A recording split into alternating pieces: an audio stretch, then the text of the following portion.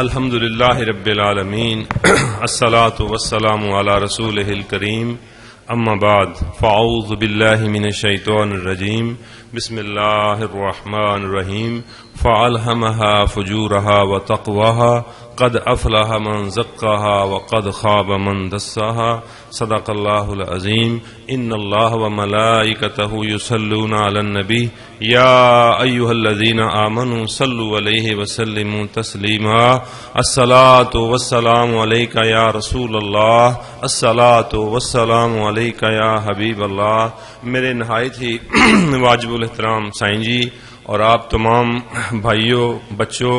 میری بہنوں، میری بیٹیوں، السلام علیکم ورحمۃ اللہ وبرکاتہ۔ مجھے عاجز کا جو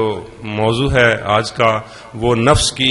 تربیت ہے، نفس کی اصلاح ہے۔ جو میں نے آپ کے سامنے قرآن مجید فرقان حمید کا ایک آیہ مبارکہ تلاوت کی ہے، اللہ تعالیٰ کا اس میں ارشاد پاک ہے، اس کا مفہوم یوں ہے اس آیہ مبارکہ کا کہ اللہ تعالیٰ نے فَأَلْهَمَهَا فُجُورَهَا وَتَقْوَاهَا کہ نفس کے اندر جو ہے اس کا فجور بھی اور اس کا تقوی بھی رکھ دیا ہے۔ قد افلح من زکاها اور وہ کامیاب ہو گیا جس نے اس کو پاکیزہ کیا، وقد خاب من دساها اور جس نے اس کو برباد کر دیا، جس نے اس کو مٹی ملا دیا وہ ناکامیاب، مراد ہے وہ ناکام ہو گیا۔ نفس کی جو اصلاح ہے یہ اس کے اندر اللہ تعالیٰ نے نفس کے اندر اللہ تعالیٰ نے انسان کے صلاحیت رکھی ہے۔ اگر یہ اچھا بھی کام کر سکتا ہے اور برا بھی کر سکتا ہے تو اسی بنا کے اوپر ہی تو اس کو جزا اور سزا ملتی ہے۔ اور ہمارے سائیں جی کی جو تعلیم ہے، جو سائیں جی ہماری تعلیم جیسے جمعے کا پروگرام ہے، اتوار کا پروگرام ہے، سائیں جی کی ماشاءاللہ کتابیں لکھی ہوئی ہیں اور نفس کے بارے میں سائیں جی بڑا کھول کر بیان کرتے ہیں اور ایسا بیان کرتے ہیں کہ کوئی نہ بھی چاہے تو اسے سمجھ آ جاتی ہے کہ نفس کیا چیز ہے۔ اور نفس کی اصلاح جو ہے وہ اللہ کا بندہ ہی کر سکتا ہے۔ کیونکہ نفس کے اندر اتنی ساری چیزیں ہیں کہ بندہ ان کو گن بھی نہیں سکتا۔ بندہ اس کے اوپر اگر غور کرنا چاہے تو بندہ پریشان ہو جاتا ہے کہ یہ کیا کیا اس کے اندر موجود ہے۔ جیسے آپ دیکھیں کہ نفس کے اندر سب سے جو بڑی چیز ہے وہ خواہش ہے۔ اب خواہش رکھی گئی ہے، یہ صلاحیت ہے اس کے اندر۔ اگر یہ صلاحیت نہ ہو تو پھر یہ چیزوں کو دنیا کیسے گزارے گا؟ اب اس کے اندر غصہ جو ہے رکھا گیا ہے، اب اس کی ضرورت ہے، اس کی لیکن کتنا غصہ کرنا ہے، کہاں غصہ کرنا ہے، اس کو کہاں اس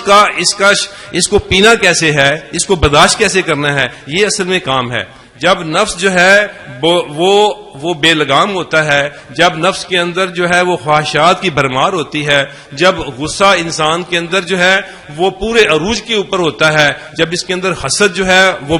بھرپور ہوتا ہے، جب یہ بغض اس کے اندر ہوتا ہے تو پھر یہ نفس امارہ ہوتا ہے۔ یہ نفس جو ہوتا ہے یہ برائیوں سے بھرا ہوا ہوتا ہے، اس کو پتہ ہی نہیں ہوتا، اور یہ نفس جو ہے جو مرضی کر لے یہ رہتا اپنے آپ کے اندر ہی ہے، یہ پریشانیوں میں رہتا ہے۔ امام غزالی رحمۃ اللہ تعالی فرماتے ہیں کہ نفس کی جو اصلاح ہے، نفس کی اصلاح بندے کی اس وقت تک نہیں ہو سکتی جب تک کوئی اللہ کا ولی جو ہے، جب یہ اولیاء کرام میں سے کوئی اللہ کا بندہ اس کو نہ مل جائے، جب یہ نفس کی اصلاح والے جن کو اللہ پاک نے وہ آنکھیں عطا کی ہوتی ہیں، جب کوئی اولیاء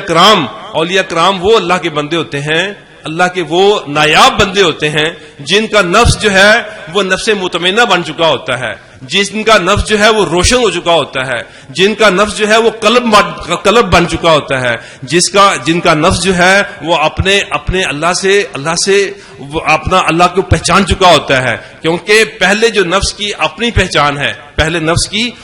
پہچان ہے، من عرف نفسہ، پھر اس کے بعد فقد عرف ربہ، جو اپنے نفس کی خود پہلے اپنی پہچان پاتا ہے وہی اپنے رب کی پہچان پانے کے قابل ہوتا ہے۔ امام غزالی رحمۃ اللہ تعالیٰ فرماتے ہیں اتنی بول بلیاں ہیں اس نفس کے اندر، کہیں یہ نفس جو ہے وہ اچھی تقریر کر کے جو ہے وہ خود خوش ہو رہا ہوتا ہے کہ میری تقریر آج بڑی اچھی ہو گئی ہے۔ امام غزالی رحمۃ اللہ تعالیٰ فرماتے ہیں کہ جب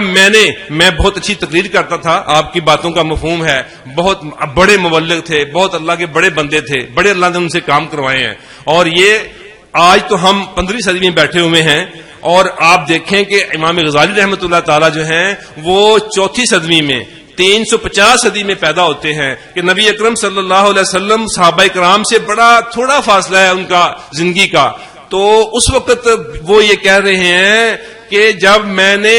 دنیا کے اندر جب مجھے اللہ نے موقع دیا، میں نے لوگوں کی اصلاح کی، اللہ کا کام کیا، اس کے بعد مجھے پتا چلا، دیکھا میں نے کہ اللہ کے ولی ہیں جو نفس کی اصلاح کرتے ہیں اور پھر وہ جو طریقہ دیتے ہیں وہی سب سے بہترین طریقہ ہے. پھر انہوں نے کہا کہ ایک وقت کے بعد پھر میں نے ان اللہ کے بندوں کے ساتھ جو ہے اپنا جب واسطہ بنایا تو پھر زندگی کا لطف جو ہے وہ کچھ اور آیا. تو اب آپ دیکھیے اللہ کے بندے جو ہیں وہ نفس کی اصلاح کیسے کرتے ہیں. نفس کی اصلاح جو ہے وہ نفس کی اصلاح کے بہت سارے مرحلے ہیں. نفس کی اصلاح اب آپ دیکھیں جیسے خواہش ہے. اب خواہش کرتی ہے بندے کا کہ میں یہ کھاؤں. اب جس نے کھانے کا مزہ لے لیا، سیب کھانے کا بڑا مزہ ہے، گوشت کھانے کا بڑا مزہ ہے، شادی بیاہ کرنے کا بڑا مزہ ہے، اب یہ صرف مزہ ہی لیتا رہے، اب یہ ساری عمر شادیاں ہی کرتا رہے، اب یہ ساری عمر سیب ہی کھاتا رہے. اب یہ اس کو دیکھنا ہے کہ اس نے اب اس کی ذمہ داری کیا بنتی ہے. جب اس کے نفس کی جب کوئی اللہ کا بندہ اصلاح کرتا ہے تو پھر اس کو وہ ایک پیمانہ دے دیتا ہے، ایک پرکھ دے دیتا ہے کہ اب تو نے اتنا کھانا ہے اور اتنا نہیں کھانا. اب یہ جو خواہش ہے جب یہ بندہ روکنے قابل ہوتا ہے تو پھر اللہ تعالیٰ فرماتا ہے کہ یہ خواہش نفس ہی ہے. وَنَهَى النَّفْسَ عَنِ الْهَوَىٰ فَإِنَّ الْجَنَّةَ هِيَ الْمَأْوَىٰ. جو اپنے خواہش نفس کو روکتا ہے اسی کا ٹھکانہ جنت ہے. نبی اکرم صلی اللہ علیہ وسلم نے ایک مرتبہ تعلیم فرماتے ہوئے فرمایا، مفہوم حدیث مبارکہ ہے کہ اے میرے غلاموں ایک نفس کے اوپر تمہارا قدم ہے اور دوسرا تمہارا جو ہے وہ جنت کے اوپر اندر قدم ہے. کہ اتنا نفس جو نفس پہ قابو پا لیتا ہے اس کا دوسرا قدم جو ہے وہ جنت کے اندر ہوتا ہے. جب غزوہ تبوک سے واپسی پر اتنا جب فصلیں پکی ہوئی چھوڑی اور بہت مرحلہ خطرناک تھا، بہت سارے جو منافق تھے وہ ظاہر ہو گئے، وہ نہ ساتھ گئے، اور کچھ چند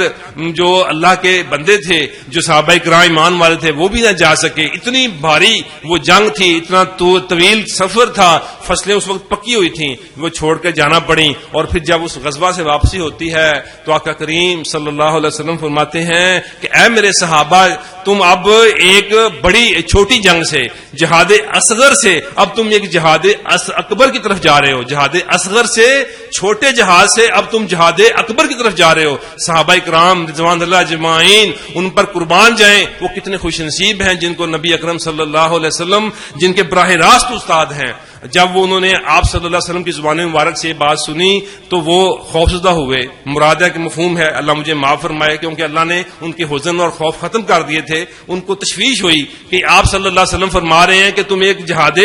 اصغر سے جہاد اکبر کی طرف جا رہے ہو، تو یہ کوئی معاملہ بڑا مشکل ہے. تو آپ صلی اللہ علیہ وسلم نے تعلیم فرمائی، میرے صحابہ، اصل میں یہ جو جہاد اکبر ہے یہ اب 24 گھنٹے کا تمہارا جہاد ہے جو تمہارے نفس کے ساتھ ہے. یہ اب اس کو تم نے دیکھنا ہے، اس نفس کو تم نے دیکھنا ہے. اور نفس کو جتنا بڑا کوئی استاد ملتا ہے اتنا بڑا اس نفس کی اصلاح کر سکتا ہے. اب آپ دیکھ لیے کہ جتنا اچھا استاد ہوتا ہے، کسی نے اگر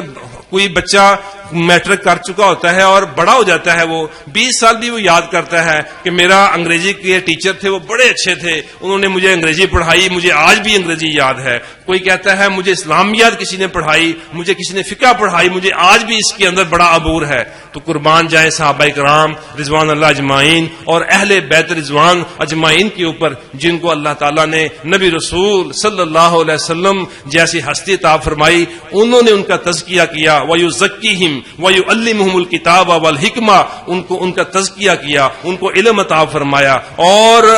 ان کو حکمت عطا فرمائی. اور پھر دیکھیں ان کے اندر جب ان کا تزکیہ ہو گیا، جب ان کے نفوس جو ہیں وہ نفس امارہ، کیونکہ دیکھیں ان کے نفس امارہ تھے پہلے، کیونکہ جو کافر تھے، جو ظالم تھے، جو اپنی بچیوں کو زندہ دفن کر دیتے تھے، جو بڑے بڑے گناہ کرتے تھے، وہ نفس امارہ ہی تھے، بڑے بڑے نفس، گندے نفس تھے. لیکن جب آپ صلی اللہ علیہ وسلم نے ان کا تزکیہ فرمایا تو پھر ان کے اندر نہ کوئی خوف رہا، نہ کوئی حزن رہا. آپ دیکھیں دنیا پوری نے ان کو دیکھا کہ کس طریقے سے انہوں نے اپنے اللہ کو راضی کیا. اللہ کے رسول صلی اللہ علیہ وسلم کا کہا مانا. اب میں دیکھوں، میں آپ کو صرف کیونکہ وقت مختصر ہے، میں آپ کو 2 مثالیں دے کر اللہ کے ولیوں کے پاس جو ہے وہ آپ کو لے کے چلتا ہوں کہ رسول اللہ صلی اللہ علیہ وسلم کی کس قدر محبت کی کہ سیدنا صدیق اکبر رضی اللہ تعالی عنہ جب خلیفہ بنتے ہیں آپ صلی اللہ علیہ وسلم کا، آپ کو اللہ پاک نے جس کام کے لیے آئے تھے دین مکمل ہو گیا، آپ نے اپنے صحابہ کی جماعت تیار کر لی، یہ دین غالب ہو گیا، سارے جو ہے وہ دین اب مغلوب ہو گئے، ختم ہو گئے. تو اللہ نے اپنے پیارے رسول صلی اللہ علیہ وسلم کو اپنے پاس بلا لیا، پردہ فرما گیا ظاہری. تو آپ صلی اللہ علیہ وسلم کے خلیفہ جو ہیں سیدنا ابوبکر صدیق رضی اللہ تعالی عنہ جب وہ خلیفہ بنتے ہیں تو سب نے مشورہ دیا کہ یہ جو اس میں لشکر جا رہا ہے یہ لشکر جو ہے وہ روک لیا جائے، کیونکہ اس وقت حالات بڑے خراب ہیں، جو منافق ہیں وہ بھی اپنی منافقت دکھا رہے ہیں اور بڑی جو ہے بغاوت ہو رہی ہے، تو یہ اس لشکر کو ابھی ہم روک لیں. تو صدیق اکبر رضی اللہ تعالیٰ عنہ قربان جائیں کہ یہ ان کے نفس پاک تھے. اور پاکی کن سے ملی تھی؟ نبی اکرم صلی اللہ علیہ وسلم سے. آپ نے فرمایا کہ ابو قحافہ کے بچے کی کیا اوقات کہ جس قافلے کو میرے رسول اللہ میرے آقا کریم صلی اللہ علیہ وسلم نے روانہ کیا ہے، ابو قحافہ کا بچہ جو ہے اس قافلے کو روک لے، نہیں یہ جائے گا. چاہے مجھے یہاں پر مفہوم ہے آپ کی بات کا، آپ نے فرمایا چاہے یہاں کتے آ کے بھیڑی آ کے میرے پاؤں کو کاٹے، مجھے کھینچ کے لے جائیں، میں اس قافلے کو نہیں روک سکتا. تو جب انہوں نے اس قافلے کو روانہ کیا تو آپ دیکھیں دنیا دیکھتی رہ گئی اور انہوں نے سوچا کہ اس حالات کے اندر یہ قافلہ جو ہے وہ بیچ دیا ہے. ان کے اندر دہشت پڑ گئی اور وہ دبدبے اور روب کے اندر جو ہے وہ سارے جو فطرے تھے بہت سارے حد تک وہ ختم ہو گئے. اور آپ دیکھیں کہ پھر جب نبی اکرم صلی اللہ علیہ وسلم غزوہ تبوک کے اندر وہ قلعہ جو ہے وہ فتح نہیں ہو رہا تھا تو نبی صلی اللہ علیہ وسلم نے فرمایا کہ میں صبح اس کو علم دوں گا جس کے ہاتھ پر جس کو اللہ اور اللہ کے رسول جو ہے محبت کرتے ہیں. اب آپ دیکھیں کتنی خوش نصیبی ہے کہ ایک ہم دعوے کرتے ہیں، ہم عاجزی کرتے ہیں، ہم عاجز ہیں، لیکن ایک طرف اللہ کے رسول صلی اللہ علیہ وسلم ہمارے ہیں، اللہ بھی ان سے پیار کرتے ہیں اور اللہ کے رسول بھی ان سے پیار کرتے ہیں. ان کے ہاتھ میں علم دوں گا. پھر علم جو ہے وہ کن کے ہاتھ میں دیا گیا؟ حضرت علی شیر خدا رضی اللہ تعالی عنہ. تو پھر آپ دیکھیں کہ وہ جو کی روٹی کھانے والے اللہ کے بندے جب انہوں نے اس قلعے کا دروازہ اپنے ایک ہاتھ میں تلوار ہے اور دوسرے ہاتھ سے جو ہے وہ دروازے کو ہلایا ایسے اور پھینک دیا. اب آپ کو کہاں سے طاقت آتی ہے؟ یہ وہ طاقت ہے جب بندے کا نفس جو ہے وہ پکیزہ ہو جاتا ہے، جب یہ اللہ جو خلاف عادت کام ہوتے ہیں، جب اللہ کے رسولوں سے وہ سرزد ہوتے ہیں، جب ان اللہ کے رسولوں کے ہاتھ سے ہوتے ہیں تو وہ معجزہ ہوتے ہیں، اور جب اللہ کے ولیوں کے ہاتھ سے ہوتے ہیں تو وہ کرامت ہوتے ہیں. اور آپ دیکھیں حضرت علی شیر خدا رضی اللہ تعالیٰ عنہ نے جب وہ دروازہ قلعے کا پھینک دیا، پھر اس کے بعد جب لوگوں نے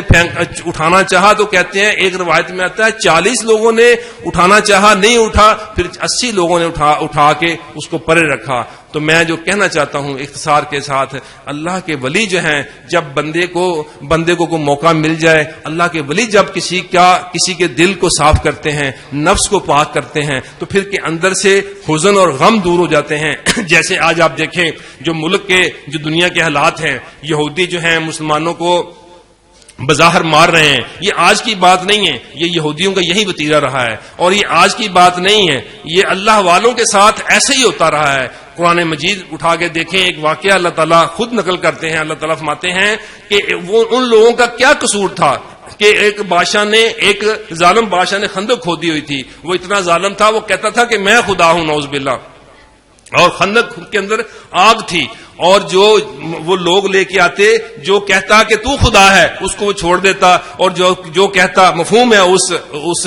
واقعے کا، جو کہتا کہ نہیں تو خدا نہیں ہے، خدا اللہ ہے، اللہ ایک ہے، وہ وحدہ لا شریک ہے، جب وہ اللہ کی شہادت دیتے تو وہ ان کو اٹھا کے اس آگ میں پھینک دیتے. تو یہ ابھی سے نہیں ہے، یہ حق و باطل کی جنگ جو ہے یہ شروع سے ہی چلی آ رہی ہے. جب اللہ تعالیٰ نے شیطان کو جو ہے وہ مہلت دی، قیامت تک کے لیے مہلت دی، تو یہ چلتا رہے گا کام. اور آپ دیکھیں کہ یہ آج بھی آپ دیکھیں کہ نبی صحابہ کرام کے بعد جب تابعین آئے، تابعین کے بعد جب اللہ کے ان بندوں کے نے جب وہ کیونکہ بڑے استاد تھے، جب انہوں نے وہ تزکیہ کیا کسی مجاہد کا تو وہ صلاح الدین ایوبی بن گیا، اور ان کی صبح شام یہی تھی کہ کس طریقے سے جو ہے وہ اپنا بیت المقدس جو ہے وہ آزاد ہو جائے، اور ہم اس پر جو ہے وہ کافروں کو غالب آ جائیں، اور دیکھا قوم نے، دنیا نے دیکھا کہ یہ ہوا ہے۔ اور آج بھی آپ دیکھیں الحمدللہ، اللہ تعالیٰ کا شکر ہے، میں کوئی خوشامد، کیونکہ اللہ کے بندوں کا ساتھ بہت بڑی نعمت ہوتا ہے، آپ بھی دیکھ رہے ہیں، میں بھی دیکھ رہا ہوں کہ کیسے اللہ کے بندے تیار کر رہے ہیں، کتنے یہ لوگ کتنے شہید کریں گے، ایک کے بدلے میں جیسے ایک بیچ میں ایک دانا جاتا ہے زمین کے اندر، اس سے 10 کومپل ہوتی ہیں، اور اس ہر کومپل کے اندر 10 دانے ہوتے ہیں، ایسے ہی اللہ کے بندے جو ہیں اللہ کو بندوں کو تیار کر رہے ہیں۔ کوئی فکر کی بات نہیں ہے، کوئی حزن کی بات نہیں ہے۔ میں نے ایک مرتبہ سائیں جی سے عرض کی، سائیں جی حالات بڑے خراب ہیں،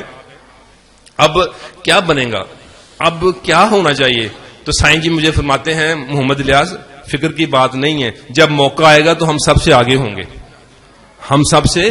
آگے ہوں گے، ہمیں پتہ ہے کب کیا کرنا ہے۔ اب یہ ہے کہ جب بندے کا نفس جو ہے وہ بیدار ہو جاتا ہے، جب بندے کو آگاہی مل جاتی ہے، پھر اس کو پتہ چل جاتا ہے، پھر ایک تو وہ خوف میں نہیں جاتا، زیادہ غمگین نہیں ہوتا، کیونکہ اللہ تعالیٰ نے اپنے ولیوں کے اِنَّ أَوْلِيَاءَ اللَّهِ لَا خَوْفٌ عَلَيْهِمْ وَلَا هُمْ يَحْزَنُونَ، اللہ نے اپنے دوستوں کے، اپنے ولیوں کے خوف بھی ختم کیے ہوتے ہیں اور وہ غمگین بھی نہیں ہوتے۔ اور پھر جب کوئی ان سے آ کے اٹیچ ہو جاتا ہے، جب ان کے ساتھ آگے وابستہ ہو جاتا ہے، تو پھر جس درخت کا کوئی پھل کھاتا ہے، اس پھل کی، اس درخت کی خاصیت بھی ان میں آتی ہے۔ یہ اللہ کے بندے ہیں جو آہستہ آہستہ بندے کو اس چیز سے روشناس کرا دیتے ہیں۔ اللہ کے بندے ہوتے ہیں کہ جو اس کے نفس کو ایسا چمکدار بنا دیتے ہیں کہ اس بندے کو اپنی معرفت بھی حاصل ہو جاتی ہے، اپنے اللہ کی معرفت حاصل ہو جاتی ہے، اپنے نبی رسول صلی اللہ علیہ وسلم کی ایسی محبت مل جاتی ہے، پھر وہ اپنے کام میں لگے ہوتے ہیں۔ اور یہ نفس امارہ والے جو ہوتے ہیں وہ بیچارے پریشان ہوتے ہیں، اور جب یہ نفس مطمئن میں داخل ہو جاتے ہیں، پھر وہ مطمئن ہوتے ہیں، پھر اپنے اللہ سے ان کو حقیقی فائل نظر آ رہا ہوتا ہے، ان کو پتہ ہوتا ہے، اور پھر ایک کام ان کے لیے یہ ہوتا ہے، ان کو پتہ ہوتا ہے ہماری ذمہ داری کیا ہے، ہمیں اب کرنا کیا ہے۔ اب وہ اپنے کام میں لگے ہوتے ہیں۔ میرے سائیں جی فرماتے ہوتے ہیں، جس کو اللہ پاک نے پکوڑے بنانے کے لیے کہہ دیا ہے، اب وہ جلیبیاں نہ بنائیں، مراد ہے جس کو جو کام اللہ تعالیٰ نے، اب یہ جو چیز ہے جب یہ بندے کے اندر آتی ہے کہ اللہ جس کام جو وقت میں آنا ہوتا ہے اور جس وقت میں جو کرنا ہوتا ہے بندہ وہ کر رہا ہوتا ہے، تو الحمدللہ اللہ تعالیٰ کا یہ احسان ہے، اللہ تعالیٰ کا شکر ہے۔ اور اللہ تعالیٰ مجھے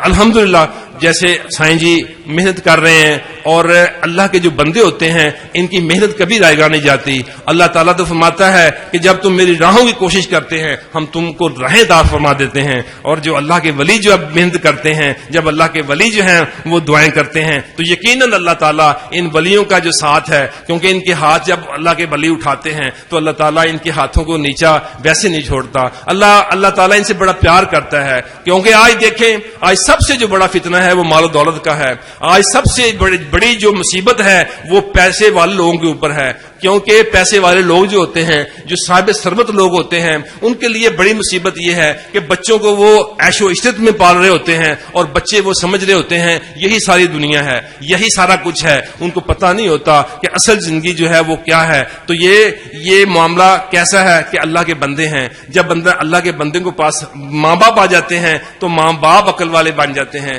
ماں باپ کا جو نفس ہے وہ نفس ہمارا ختم ہوتے ہوتے ایک دن نفس مطمئنہ بن جاتا ہے، چاہے وہ عورت ہو چاہے وہ مرد ہو، پھر اس کے اندر روشنی آ جاتی ہے، اس کا دل بھی روشن ہو جاتا ہے۔ میرے سائیں جی آپ دیکھیں کیسا پیارا فارمولہ بتاتے ہیں مراقبے کے اندر، کہ جب کوئی بندہ مراقبہ کر رہا ہوتا ہے تو اصل میں اس دل کو دیکھنا ہوتا ہے، بندہ اپنا دھیان اللہ کی طرف لگاتا ہے اور دل سے اللہ اللہ کر رہا ہوتا ہے، اور پھر کیا ہوتا ہے کہ دل جب اللہ اللہ کرتا ہے بندے کے اندر سے جو ہے وہ جو زنگ ہے اتر جاتے ہیں، دلوں کا زنگ اتارنے والا جو ہے وہ اللہ کا ذکر ہے۔ اور دیکھیں جو نفس ہے، نفس کو ٹھیک کرنے کے لیے ایک بات نہیں ہے، یہ بہت ساری باتیں ہیں جو اللہ کے بندوں کو پتا ہے. میری دعا ہے اللہ تعالیٰ سے مجھے اور آپ سب کو اللہ کے بندوں کی ہمیں ایسی صحبت کرنے کی توفیق عطا فرمائے تاکہ ہم بھی آگے آنے والے وقت میں اللہ تعالیٰ ہم سے، جیسے ہمارے سائیں جی سے اللہ تعالیٰ کام لے رہا ہے، ہم سے ہماری نسلوں سے جو ہے وہ کام لے. وما توفیقی الا باللہ.